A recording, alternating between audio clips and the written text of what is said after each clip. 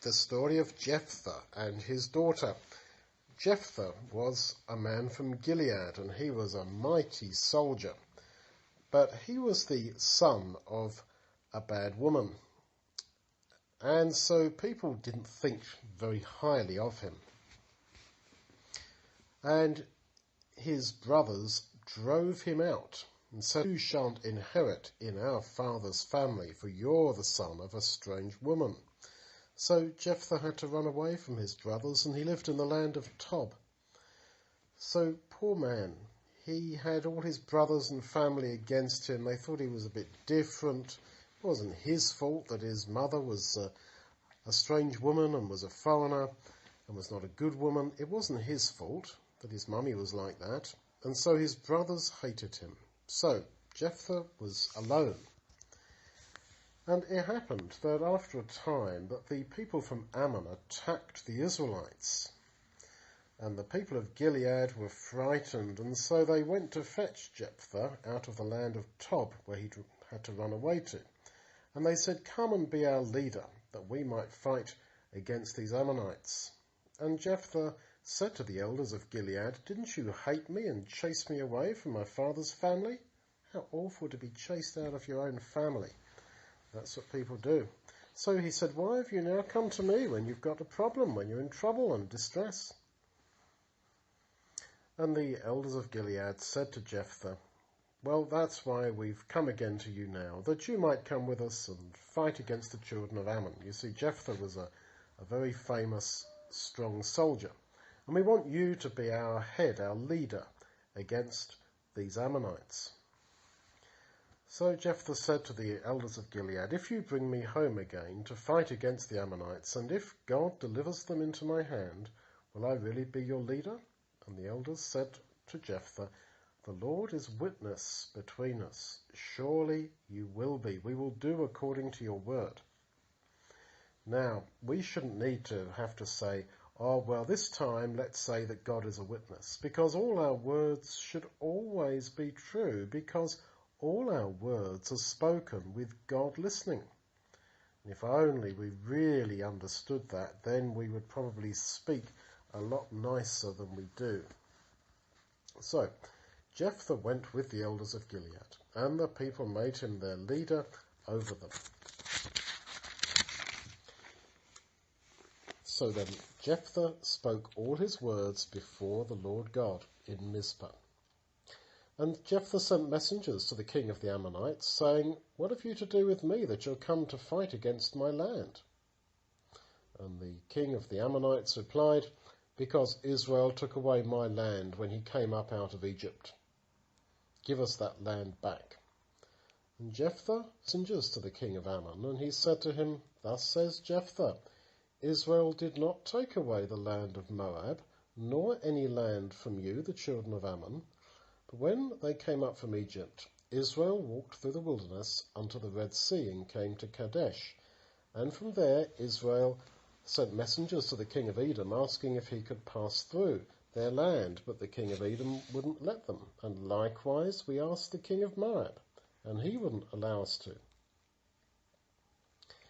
So we had to walk all the way around.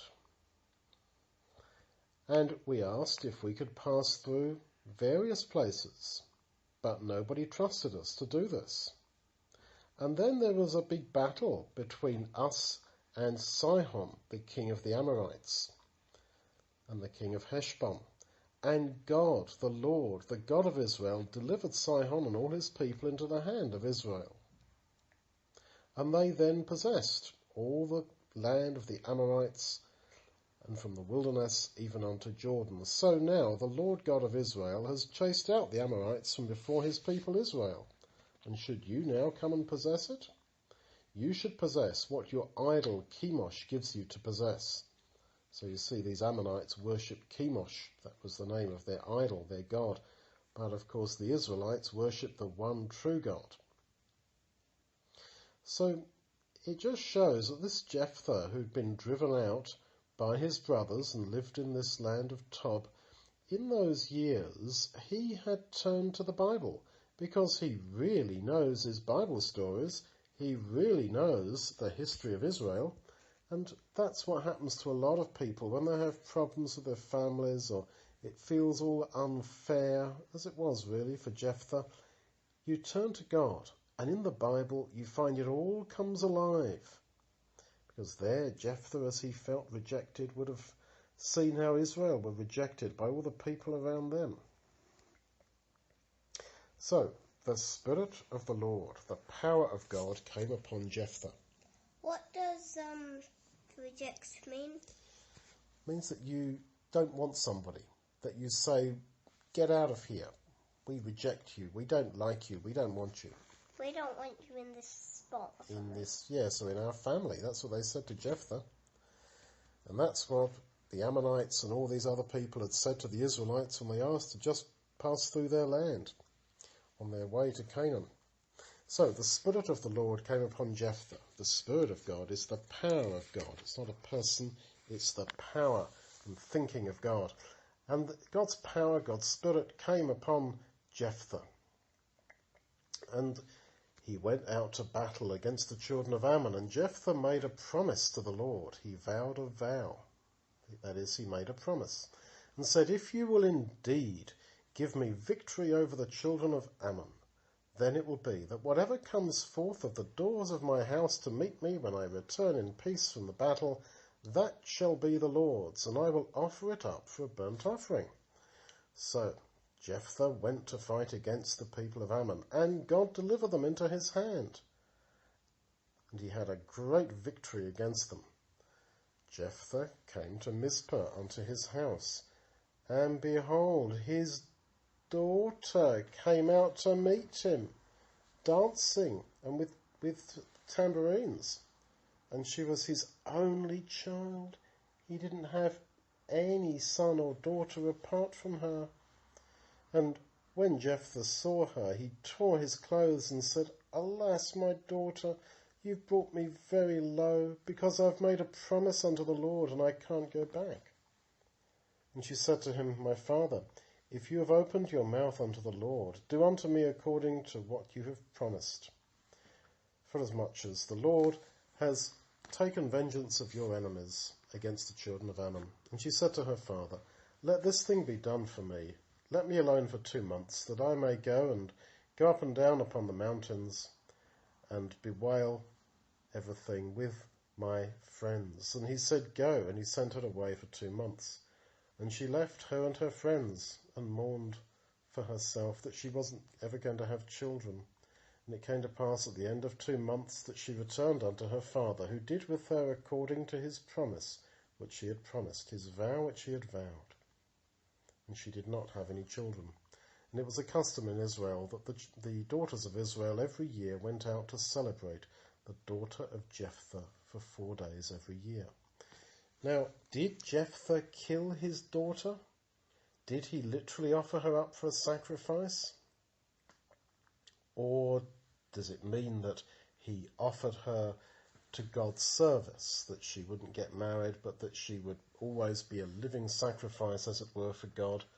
Or at the last minute, did God, like with Abraham offering Isaac, and he sent a goat so that, or a ram caught in the bush so that he wouldn't actually have to do it? Or did Jephthah eventually find a way out and change his vow? We don't know. And these questions are left open for us to think about.